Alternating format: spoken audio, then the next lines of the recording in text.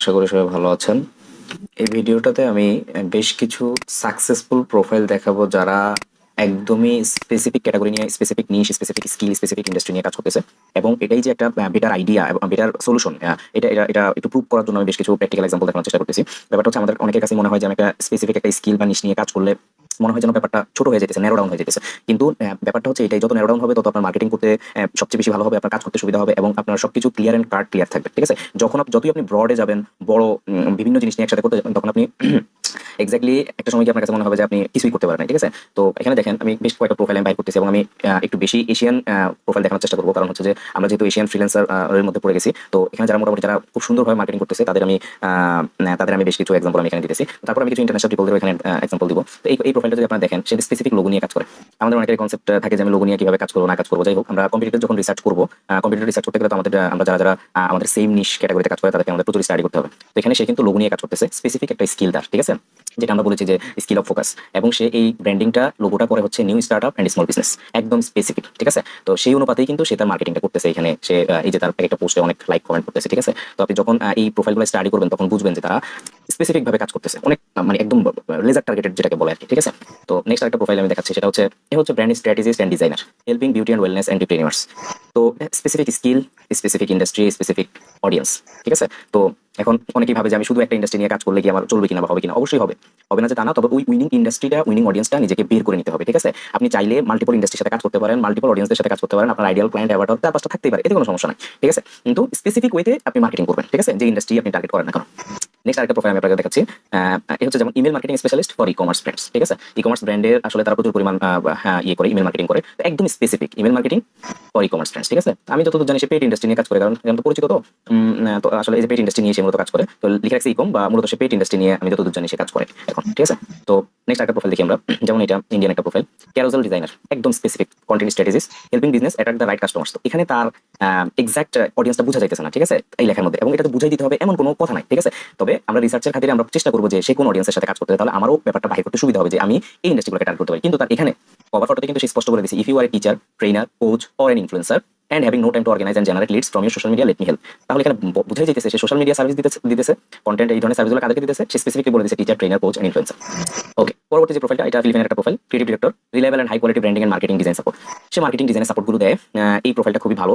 We help businesses particularly marketing agencies and printing companies. সে বলেই দিছে সে marketing company and marketing agency R printing কোম্পানিগুলোর সাথে সে কাজ করে, একদম স্পেসিফিক। ঠিক আছে? আপনারা নিজেরাও এগুলো রিসার্চ করতে পারেন। তো নেক্সট প্রোফাইলটা আমরা দেখি, তারা expert graphic designer, bringing fun flexible collaboration to in house marketing teams. In house marketing টিমসকে সে সাপোর্ট দেয়, একদম স্পেসিফিক। ঠিক আছে? এই ব্যাপার, এই ইন হাউস মার্কেটিং এগুলো নিয়ে আমি কোল্ড ইমেলের চ্যাপ্টারগুলোতে আমি প্রচুর কথাবার্তা বলবো। তো ইন হাউস মার্কেটিং বলতে যে যেই কোম্পানিগুলোতে মার্কেটিং টিম থাকে, ওই টিমে সে সাপোর্ট দেয়। ঠিক আছে? সেখানে হয়তো তারা ডিজাইনার রাখে না, বাট তাদের ডিজাইনের কাজ প্রয়োজন, সে ওই টিমগুলোকে সাপোর্ট দেয়। ঠিক আছে? তো গিয়ে ডিটেলস পড়বেন, তাদের ডিটেলসগুলো পড়লে দেখবেন যে আরো এবং সে কি কি নিয়ে কাজ করে একদম স্পেসিফিক ভাবে এখানে বলে দিচ্ছে। ঠিক আছে?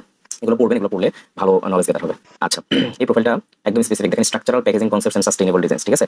হইতে পারে সে অনেক কিছু নিয়েই সে সার্ভিস দেয়, কিন্তু সেখানে কিন্তু সে একদম specific packaging concepts and sustainable design. ঠিক আছে? এই প্রোফাইলগুলো দেখবেন যে তারা কিভাবে মার্কেটিং করতেছে, তারা কিভাবে একটা স্পেসিফিক স্কিল, স্পেসিফিক ইন্ডাস্ট্রি নিয়ে তারা কাজ করতেছে। ঠিক আছে? প্যাকেজিং যাদের লাগবে তাদেরকেই কিন্তু সে টার্গেট করে কাজ করতেছে। আপনি দেখবেন যে তারা যে লাক্সারিয়াস কোম্পানিগুলো, তারপরে বিউটি ইন্ডাস্ট্রি, এই জিনিসগুলো নিয়ে তারা অনেক কাজ করে। আপনি রিসার্চ করে দেখবেন, মূলত যাদের প্যাকেজিংটা প্রয়োজন হয় তাদের সাথেই সে তাদের কাছেই সে নিজেকে ব্র্যান্ডিং করে। ঠিক আছে?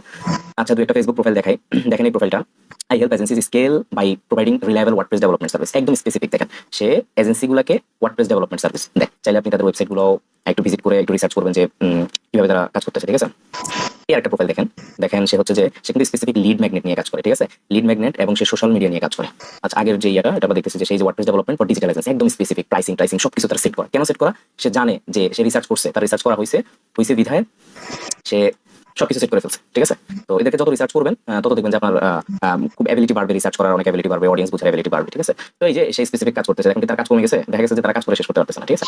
পরবর্তীতে যে প্রোফাইলটা দেখালাম, এটা হচ্ছে ধরেন সে লিড ম্যাগনেট নিয়ে কাজ করে। যে লিড ম্যাগনেটটা আমি আপনাদেরকে প্রিভিয়াসলি দেখাইছি যে আমি নিজে লিড ম্যাগনেট নিয়ে কাজ করি। তো এটা স্পেসিফিক, সে কিন্তু লিড ম্যাগনেটের সার্ভিস দিতেছে। আগে প্রাইসিং ছিল, সে প্রাইসিংটা উঠে ফেলছে এখন। আগে একটা প্রাইসিং ছিল, চেঞ্জ করে ফেলছে আর কি। আচ্ছা, যাই হোক, এখন বুক এন্ড কল দিয়ে দিচ্ছে আর কি। তো এটা হচ্ছে স্পেসিফিক, সে লিড ম্যাগনেটের জন্য আলাদা ওয়েবসাইট করে ফেলছে, স্পেসিফিক ভাবে করতেছে। এখন এটা হচ্ছে তার সোশ্যাল মিডিয়া সার্ভিস। ঠিক আছে? তো আমি যতদূর জানি সে ওই কোনো ক্লায়েন্টকে লিড ম্যাগনেটের কাজের জন্য যখন লিড ম্যাগনেটের সার্ভিসটা যখন দেয়, তাকে আবার সে আপসেল করে এই সার্ভিসটা, এই যে সোশ্যাল মিডিয়া ডিজাইনের সার্ভিসটা। ঠিক আছে?